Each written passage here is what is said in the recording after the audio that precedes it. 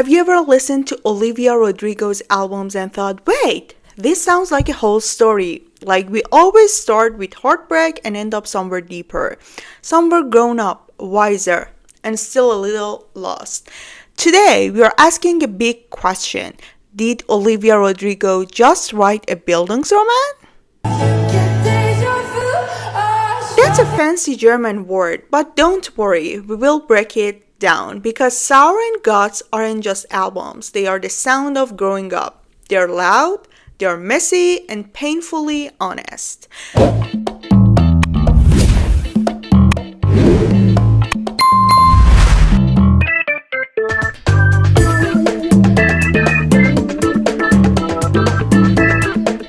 Hello everyone, welcome back to the Pop Culture PhD, where we give pop music the PhD treatment it deserves.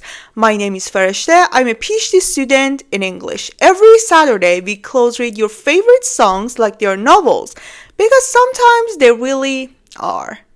So what's a Bildungsroman? It's a kind of story, usually a novel, about growing up. The word actually comes from the German word Bildung, which means education or formation, and Roman means novel. It's the story of how a young person learns about the world, often through their mistakes, heartbreak, or losing something important to them.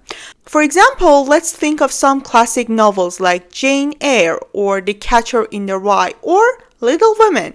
They all start with someone innocent, confused, and emotional, and end with someone who knows who they are. But growing up is never simple. It's not one big lesson. It's 100 little heartbreaks. And that's exactly what Olivia Rodrigo gives us. Sour is the first chapter of Olivia's story, the part where she still believes in love and in people. Where she sings, I guess you didn't mean what you wrote in that song about me. You can feel the heartbreak of someone realizing that promises don't always mean truth. Like the main character in a coming-of-age novel, Olivia also starts to see that love isn't as simple as movies told her. Through Good For You, Enough For You, and Traitor, she goes through anger, sadness, and jealousy, all stages of grief. But then something changes. In Hope You're Okay, she looks outside herself for the first time. She starts caring about others. That's what happens in every Bildungsroman. The moment when pain becomes understanding. When we start to see that heartbreak can also teach us empathy. 'Cause I still fucking love you, babe. Now, Guts is a completely different energy. It's still emotional, but louder and sharper. She's more aware. Olivia is no longer the girl who got her heart broken. She's the woman asking why she ever thought she had to be perfect. In All American Bitch, she sings, all the time, I'm grateful all the time, I'm sexy and I'm kind. It sounds funny at first, but it's actually sad. She's performing what society expects, like a character trying on masks just to see which one fits, like a mirror ball. Then, in Vampire, she faces manipulation and power. We all know what she talks about in Vampire. She faces manipulation and power, not just heartbreak. That's when the Bildungsroman grow darker. She's not just reacting anymore, she's analyzing, questioning, fighting back, and finally in Teenage Dream she says,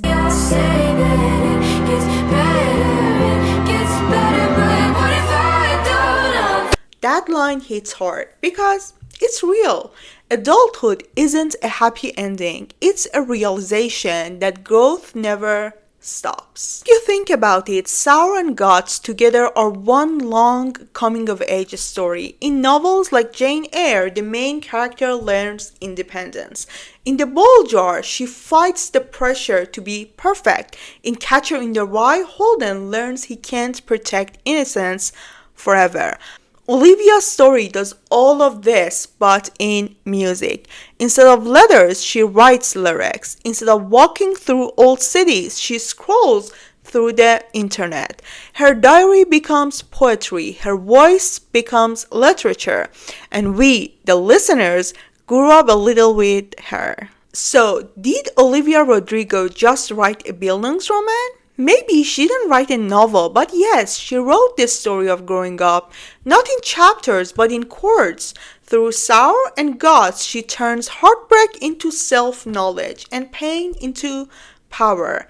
And that's what growing up is. Learning, falling, forgiving, and singing through it all. Thanks for watching the Pop Culture PhD. If you enjoyed this video and this literary deep dive, don't forget to like and subscribe and tell me in the comments which pop artist should be analyzed next.